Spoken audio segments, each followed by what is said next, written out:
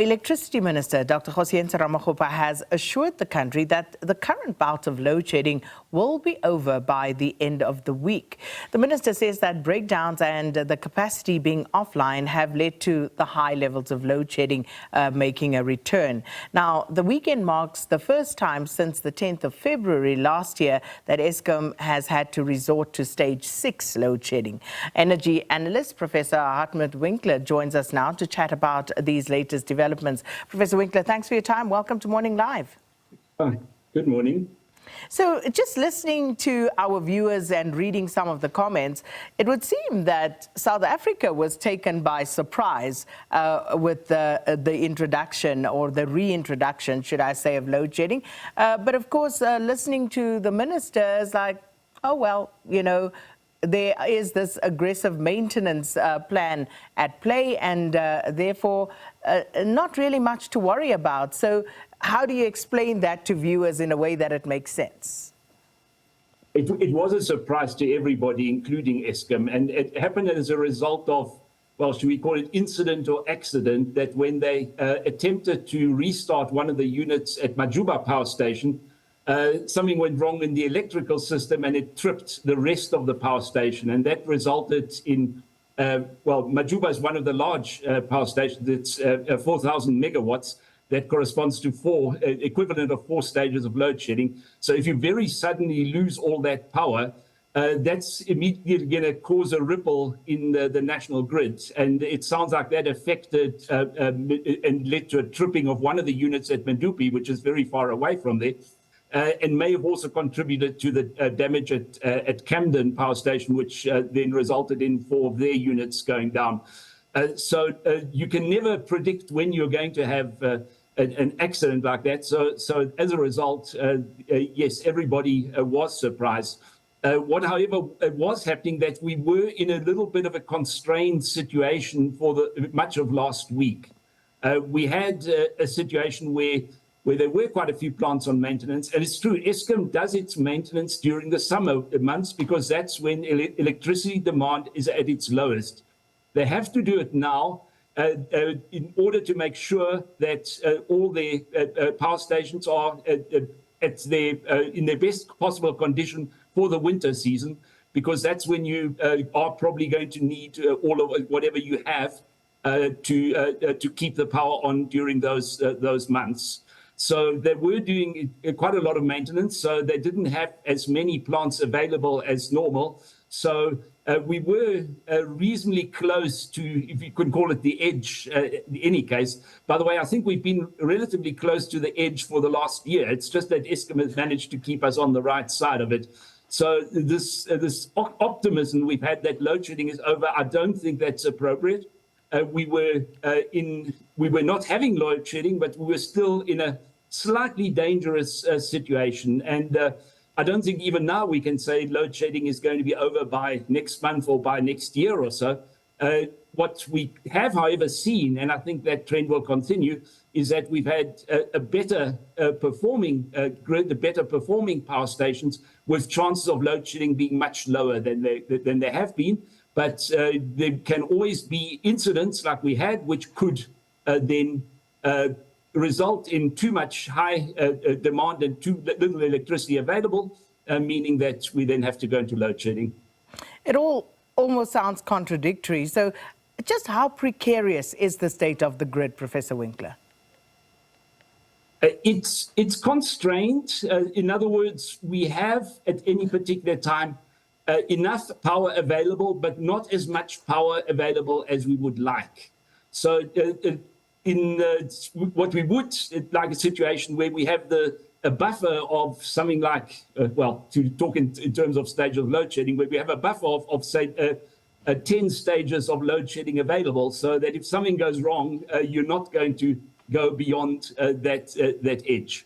But we are not there. Are we able to get there is the question. Is it even possible? To what? To get to the stage where we don't... To get to that buffer? Yes, correct. To get to the stage where it's going to take time. We are dealing with relatively old power stations, which providing most of the coal plants that we provide more than 80% of South Africa's electricity. And most of those have been around for quite a while, and the few new ones have not been performing as well as they should have, meaning that they've had to do quite a lot of work on them before they could even get them started. So South Africa does need, looking into the future, we are going to need different and additional power generating capacity, so that we don't rely on these relatively old coal plants. That as much as they have been doing quite well in the last year, they are old, and just like an old car, you cannot expect it just to carry on going forever. You are going to have troubles every now and then, and probably more troubles once they get to the point where they've had frequent breakdowns. So we now need to think of how we're going to bridge this power difference. There are numerous ways of going about it. You can focus on renewables. Some people are talking of nuclear plants. Some people are talking of building more coal and gas plants. What exactly works best for us? Difficult to say at this stage, but it's also a matter of economics, what the costs of each of those is. But that's what we need to focus at this stage. We can keep the current coal plants going for a while still, but not forever. And you know, as I say, you know, the contradictions are stark, because that story is as old as the power plants almost, because we've been hearing this for the longest time about the fact that we have old infrastructure. We need to do something. The renewable energy needs to be brought on stream. We were told about the unbundling process at Eskom and how that was meant to kind of facilitate that process. And then renewable energy in and of itself. So how far are we with that, and that bringing relief to Eskom as far as just trying to buffer this supply load that you speak about that we would need? Not very far. The construction of there is construction of solar and wind plants going on at the moment, but ultimately, when those are finished, probably later this year and so, that's just going to improve the situation by roughly one stage of load shedding. So that's not enough. The percentage of solar and wind we have in this class in this country is extremely low. There are countries that have performed, well, I don't want to call it miracles, but it's basically shown us what can be done, one being China. China has gone to extraordinary lengths to build new solar, wind, even nuclear and coal plants. They're going on a massive expansion of their power grid and generating capacity. So it can be done, but it costs money. And it needs to be planned properly. The unfortunate thing in the energy space is things are happening very rapidly. Technologies which might look good and optimal today may not be so anymore in 10 years' time. So that's so you have to think about also how long does it take to actually finish building new plants. A new nuclear plant would take us at least 10 years. Are we in 10 years still going to say that, oh, this was a good choice or not? This happened in a sense with the coal plant, some of the coal plants, Medupi and Kusile. They were commissioned almost 20 years ago. It's taken, even now, one of the units of Kusile is only expected to come on next month, which, by the way, is one of the reasons why we are in a little bit of a constrained space, because projects which were supposed to have been finished by now aren't quite there yet. And then, of course, Professor, people saying, well, we have load shedding all the time anyway. So when people talk about a relief from load shedding, what about load reduction?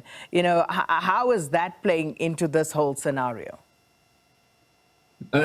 Yes, well, load reduction is, in a sense, a way of keeping the power demand at lower levels than it would be otherwise. So certainly, if there was no load reduction, not only would this endanger the local electricity infrastructure in those areas. The reason why load reduction is happening, some people have a cynical view that it's for other reasons, but it does greatly increase the reliability and danger of